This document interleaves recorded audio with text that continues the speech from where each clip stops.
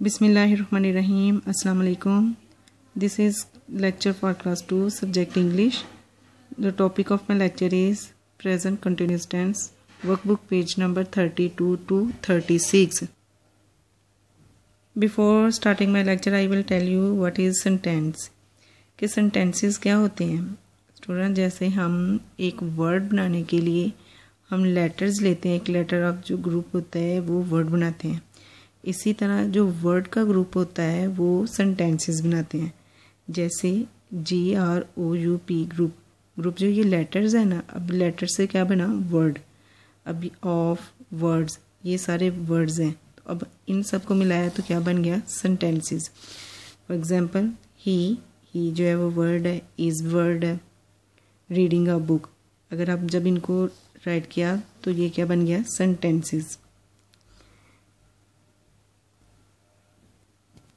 Student there are 3 tenses.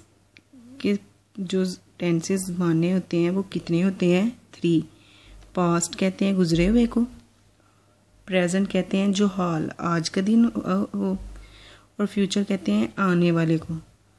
और ये total 3 tenses होते हैं. और हर के जो हर टेंस है, पास्ट है, इसके भी 4 ग्रुप हैं, प्रेजेंट के भी 4 ग्रुप हैं और फ्यूचर के भी 4 ग्रुप हैं. लेकिन आज हमने जो करना है वो प्रेजेंट के एक ग्रुप करेंगे, उसका नाम है प्रेजेंट कंटिन्यूअस टेंस. स्टूडेंट जो प्रेजेंट कंटिन्यूअस टेंस होता है इसमें action that are happening now, कि इसमें काम जो होता है, जो हम एक्शन कर रहे होते हैं, काम कर रहे हैं, वो जारी होता है. यानी कि ना तो वो उन्होंने काम कर लिया होता है, ना वो उनका कल काम करना होता है, बल्कि वो अभी कर रहे होते हैं. जैसे द कैट, ये कैट इज़ स्लीपिंग, कि ये जो कैट है वो सो रही है, यानी कि वो सो चुकी है, ना तो वो सोएगी, तो ना ही इसका टेंस है वो सोती है, बल्कि वो सो रही है. तो इसको बोलते हैं जो काम जारी हो तो उसको कहते हैं प्रेजेंट कंटिन्यूअस टेंस. जैसे दे आर प्लेइंग, अब प्लेइंग में वो खेल रहे हैं, ये उन्होंने नहीं बताया कि वो खेल चुके हैं या वो खेलते हैं, तो ना ही उन्होंने ये बताया कि वो खेलेंगे, बल्कि वो बता रहे हैं दे आर प्लेइंग, कि वो खेल रहे हैं. तो प्रेजेंट कंटिन्यूअस टेंस किसे कहते हैं, जिसमें हमारे एक्शन जो होते हैं वो हम कर रहे होते हैं. Action that are happening now, कि जो काम अभी हम कर रहे हैं, तो इसको बोलते हैं प्रेजेंट कंटिन्यूअस टेंस. तो स्टूडेंट्स जब हम टेंस राइट करते हैं तो उसके लिए हमें सब्जेक्ट कहते हैं जो काम कर रहा होता है, और वर्ब होता है जो एक्शन होता है, तो ऑब्जेक्ट को जिसको किया जाता है. ये तीनों जो वर्ड्स होते हैं ये मिलकर सेंटेंस बनाते हैं. अब हमने देखना है कि वर्ब, ये देखें ही शी इट, इसको बोलते हैं सब्जेक्ट, कि जो काम करते हैं. अब इज़ कहते हैं हेल्पिंग वर्ब को, इसको लिंकिंग वर्ड भी बोलते हैं और हेल्पिंग वर्ब भी. इसके बगैर जो होता है ना वो प्रेजेंट कंटिन्यूअस टेंस जो होता है ना वो कंप्लीट ही नहीं होता, इसलिए इसका नाम भी हेल्पिंग वर्ब है. और साथ हम इसके वर्ब की फर्स्ट फॉर्म लगाते हैं, और साथ जो फॉर्म लगाते हैं उसके साथ हम इंग का यूज़ करते हैं. यानी कि इंग का मतलब होता है रहा है, रही है, रहे हैं.